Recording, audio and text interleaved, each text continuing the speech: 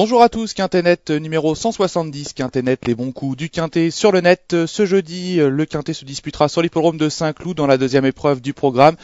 Ils seront 16 poulains et pouliches âgés de 3 ans sur le parcours de 1600 mètres. Et pour étudier cette épreuve, j'ai à mes côtés deux spécialistes. Tout d'abord, Nicolas Laboras. Bonjour Nico. Ah oui, bonjour à tous, salut. Et Johan Gérard. On le réveille, le Nicolas, il est en train de faire la sieste. C'est vrai, il est en train de... Salut messieurs, salut à tous. Alors, on va commencer tout de suite avec l'As Anisakis, récent troisième d'un Quintet Plus. Malgré 60 kilos, il peut confirmer, Jean-Van?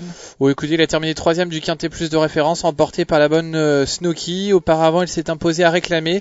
Alors, 60 kilos, c'est beaucoup, mais il vient de montrer qu'il était capable de bien faire à ce poids-là. Donc, on le retient une nouvelle fois, même s'il semble un peu barré pour la victoire. Nicolas, donc confirmation attendue?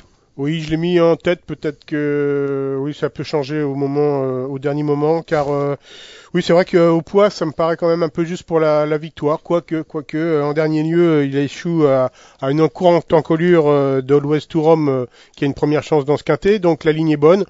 Bon, ça va jouer à peu de choses, mais il faut retenir quand même assez haut Anisakis, qui est en pleine forme en cette fin d'année. Sa victoire dans un réclame à Deauville lui a redonné le moral, et ça va compter beaucoup. Ouais, il sera à l'aise dans le terrain collant aussi. Hein. C'est alors un le fils terrain, de Caldou-Neve. On va parler du terrain qui est annoncé très souple par France Gallo. Précipitation nulle, lisse à 16 mètres. Merci, je vois Nico. plus collant que très souple le terrain, mais bon.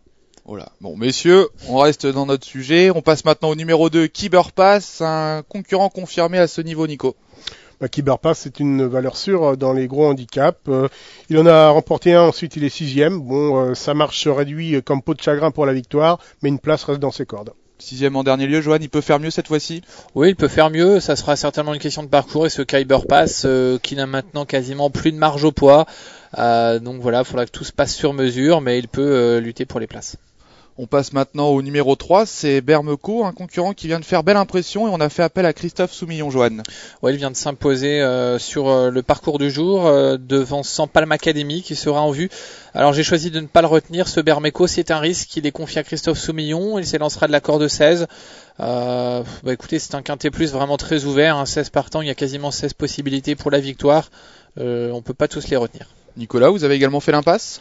J'ai pas retenu ce Bermeco, je le trouve trop chargé, il est pris en 37,5 de valeur, je sais pas s'il les vaut, il est encore trop peu couru en France pour savoir si vraiment le handicapeur l'estime à sa juste valeur. À mon avis, il lui a pas fait de cadeau parce qu'il vient de gagner et ça peut être compliqué pour son premier handicap. Je peux me tromper, mais on verra bien. À noter que dans son année de 2 ans, il a fait l'arrivée en terrain lourd en Irlande. Donc, oui, peut-être le terrain va l'avantager, peut-être faut voir. J'ai pas assez de recul pour savoir ce qu'il vaut vraiment dans un gros handicap. Donc j'ai tenté le risque de l'écarter. On passe au numéro 4 maintenant, c'est Always to Rome, entraîné par Henri-Alex Pantal. Il vient de faire belle impression, Nicolas. Bon, alors lui par contre, on sait qu'il est pris à un poids dans les grands handicaps qui l'autorise à faire l'arrivée de ce genre de course, donc il faut le retenir. En dernier lieu, c'était bien.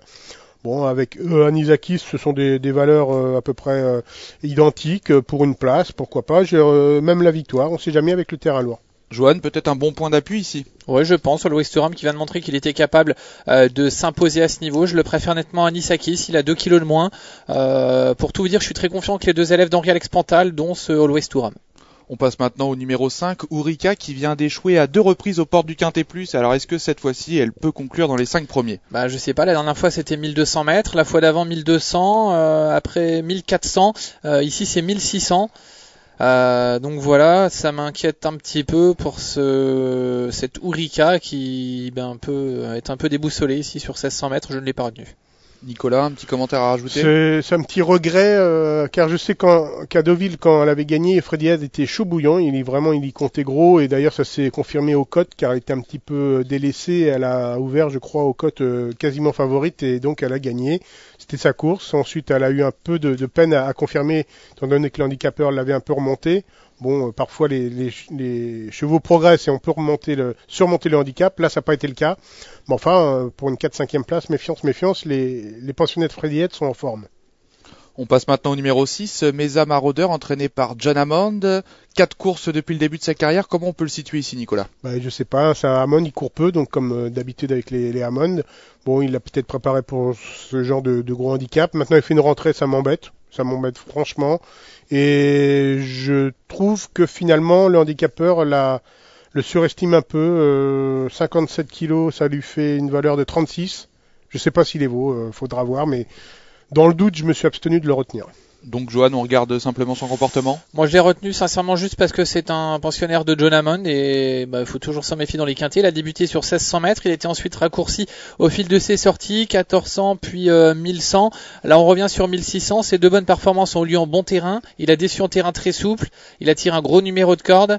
Ça s'annonce pas simple, j'ai retenu 8ème, voilà, parce que c'est un pensionnaire de John Hammond. On passe maintenant au numéro 7, Kizabéré, qui sera confié à notre consultant Thierry Jarnet. Elle vient d'échouer, Kizabéré, au niveau quintet plus. Ouais, et c'était vraiment très décevant la dernière fois. Elle n'a jamais été dangereuse, tout simplement. Elle s'est imposée sur 1600 mètres auparavant à Clairefontaine. Elle a quelques petits moyens, mais pour l'instant, à mon avis, pas de marge au poids. Nicolas, elle a peut-être montré ses limites à ce niveau, non? Oui, elle a montré ses limites. Tiens, j'en profite pour dire un petit mot sur... parce qu'il y a une expression qu'on emploie souvent, que moi j'emploie jamais d'ailleurs, c'est niveau quintet. Mais ça veut rien dire, puisque le quintet c'est le nom d'un jeu. On pourrait dire niveau jeu simple, niveau couplet, niveau multi ou niveau quadrio. Puisque le quintet n'est pas un niveau de compétition, mais un jeu. Donc on peut avoir un quintet avec le prix d'Amérique et un quintet avec un réclamé. Voilà. Le niveau c'est handicap. Voilà. Gros handicap quintet. Enfin voilà, c'est pas méchant ce que je dis, c'est juste pour plaisanter. Et Kizabéré, donc on retient pas, Nico? Moi je la vois pas trop. Non, c'est son des poids. Lunettes alors si vous voyez pas trop.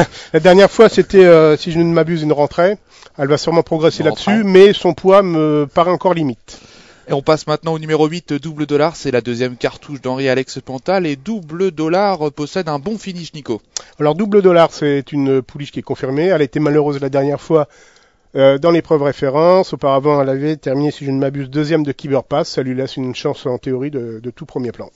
Elle cherche sa course, on peut dire, à ce niveau. Elle peut remporter ce quintet plus, selon vous? Je pense qu'elle peut s'imposer. Malchanceuse la dernière fois, vous l'avez dit, elle est deuxième du quintet plus d'un des quintets de référence remporté par Khyber Pass. Je vous l'ai dit tout à l'heure, j'aime bien les deux représentants d'Henri-Alex Pantal. Double Dollar, en plus moi j'adore les dollars, alors en plus en double. Oh bravo Joanne, j'avais pas compris sur le coup, mais c'est fantastique. Avant d'aborder les chances du numéro 9, on va marquer une petite respiration publicitaire. À tout de suite.